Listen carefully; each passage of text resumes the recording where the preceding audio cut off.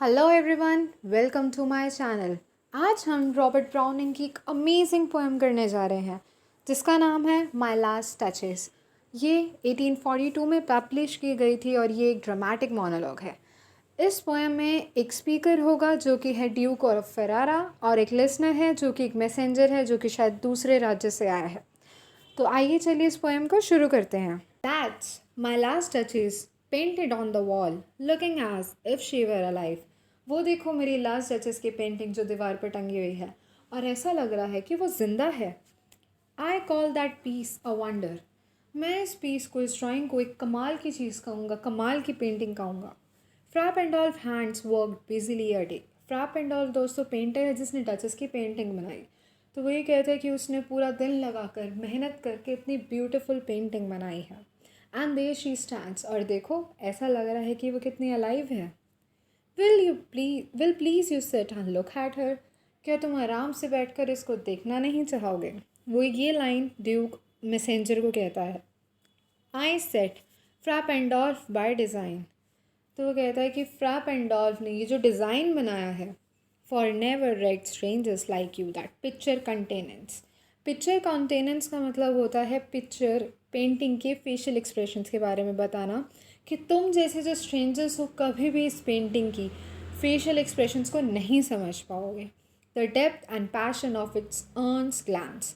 ना ही कभी इसकी गहराइयों को या पेंटिंग में इतनी चमक क्यों है इसको भी नहीं समझ पाओगे। But to myself they turn, since none puts by the curtain I have drawn for you, but I। ये जो ब्रैकेट में लाइन लिखी है दोस्तों, इसका मतलब ये है कि जो पेंटिंग है उसके ऊपर पर्दा लगा होता है वो सिर्फ ड्यूक हटा सकता है। ये लाइन वो मैसेंजर को कह रहा है कि सिर्फ मैंने तुम्हारे लिए पर्दा हटाया है और कोई ये पर्दा नहीं हटा सकता है। But to myself they turned and seemed as they would ask me if they durst। लेकिन मेरी तरफ मुड़कर आने जाने वाले लोग ज़रूर मुड़कर मुझसे पूछते हैं अगर वो हिम्मत करते हैं।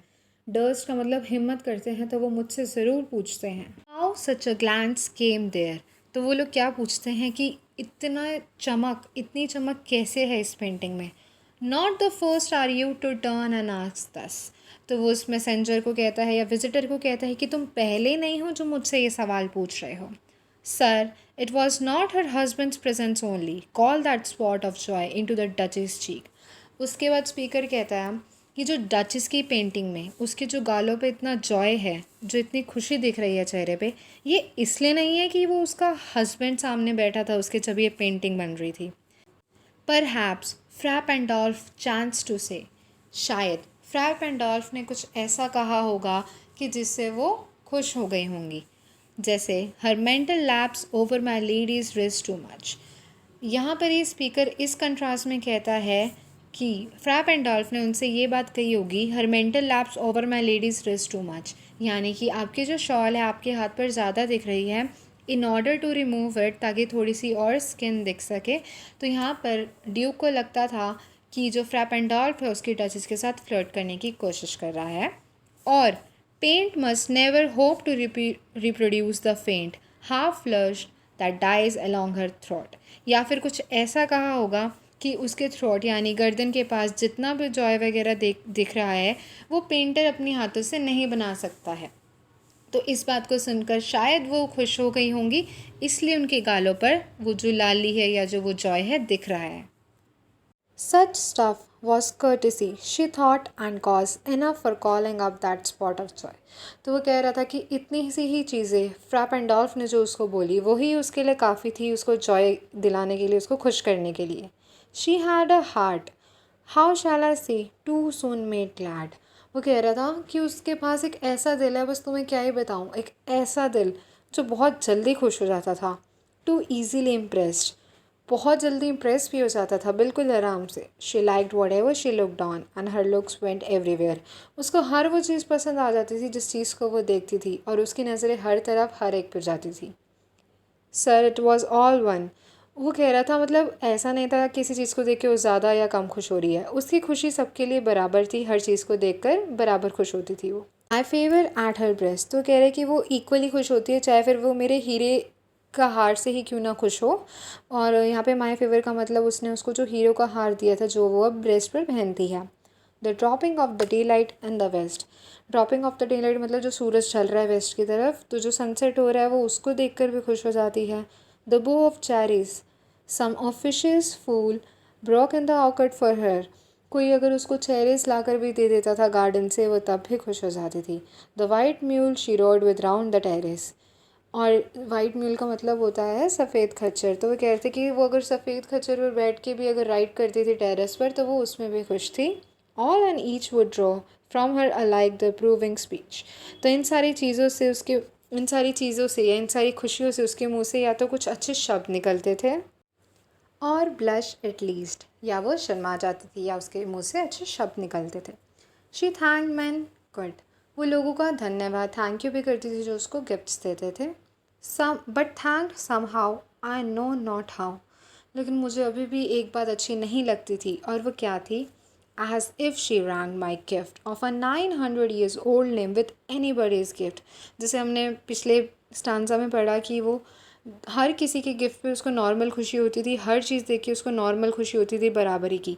तो उसी के कंट्रास्ट में यहाँ पे स्पीकर कहता है कि मेरे दिए हुए हार से भी उसको बराबरी की खुशी कैसे हो सकती है?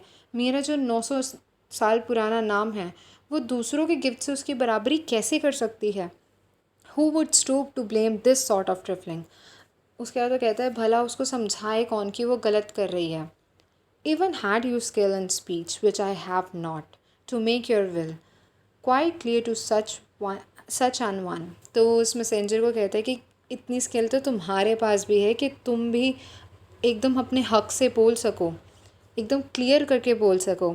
एंड से जस्ट दिस और दैट यू डिस्कस्ड मी, कि तुमने गलत किया और इससे मुझे खुशी नहीं हो रही है, इससे मुझे बुरा लग रहा है। हेयर यू मिस और देयर एक्सीड द मार्क, और तुम यहाँ पर अपनी गलती कर रही हो और अपनी हदों को पार कर रही हो। मतलब वो ये कह रहा है कि मेरे में तो इतनी हिम्मत नहीं थी कि मैं उसको बोल पाता कि तुम गलत हो, लेकिन मैसेंजर को कहता है कि तुम में तो इतनी हिम्मत है कि तुम अपनी वाइफ या किसी को भी बोल सकते हो जो गलत कर रहा हो कि तुम अपनी गलती कर रहे हो और हदें पार कर रहे हो। या वो खुद ही अपने समझ से समझ सकती कि वो गलत कर रही है। Nor plainly set her wits to yours forsooth and made excuse. या फिर ऐसा हो सकता है काश वो मुझे ही समझ पाती। फॉरसूट का मतलब होता है या तो मैं उसको सच बता देता, एंड मेड एक्सक्यूज़ या किसी बहाने से ही बता देता कि वो गलत कर रही है। Then would be some stooping, लेकिन इसमें तो झुकना ही हो जाता कि मुझे ही झुकना पड़ रहा है। And I choose never to stoop, लेकिन मैं कभी नहीं झुकूँगा। Oh sir, she smiled no doubt when ever I passed her, लेकिन वो हमेशा मुस्कुराती थी जब भी मैं उसके सामने से जाता था। But who passed without much the same smile, लेकिन हर कोई वहाँ से जाता था वो उसको वैसे ही स्माइल देती थी, तो मुझे उसकी स्माइल से कोई खुशी नहीं मिलती थी। This grew I gave commands then all smile stop together, और ये बढ़ता चला जा रहा था। इसी करके मैंने कमांड्स ऑर्डर दे दिए और वो स्माइल हमेशा के लिए बंद कर दी, यानी उसका मर्डर कर दिया, उसको मरवा दिया। There she stands as if alive, और अब देखो कैसे खड़ी है, मतलब उस पेंटिंग में है, ऐसा लग रहा है कि वो जिंदा है। विल प्लीज़ यू राइज, ये बात वो मैसेंजर को कहता है कि अब तुम खड़े हो जाओ। We will meet the company below then, तो ये बात अब वो उस मैसेंजर से कहता है कि चलो अब उठो, हम चलते हैं नीचे जहाँ पे सब हमारा इंतज़ार कर रहे हैं, वहीं मिलते हैं सबसे। I repeat the count your masters non beneficence, तो वो कहता है तुम्हारा मास्टर जहाँ से तुम आए हो वो अपने काइंडनेस के लिए माना जाता है। Example warrant that know just pretence of mind for dowry will be disallowed, तो वो कहता है इतना मेरे लिए काफ़ी है कि वो इतना काइंड है, तो वो कोई भी प्रिटेंड नहीं करेगा। प्रिटेंस का मतलब यहाँ पर होता है कोई भी एक्ट नहीं करेगा मना करने का। किस चीज़ को मना करेगा? मना करने का, जो मैं उनसे दहेज मांगूंगा वो इसको बिल्कुल भी मना नहीं करेंगे, वो बिल्कुल अपनी काइंडनेस की वजह से अलाउ कर देंगे।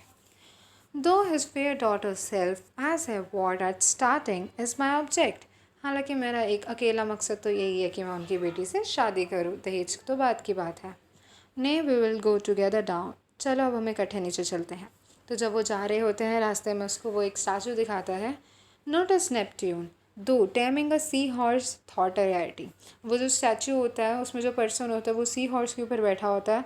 तो वो कहता है कि इस स्टैचू को नोटिस करो, ये बहुत ही रेयर स्टैचू है।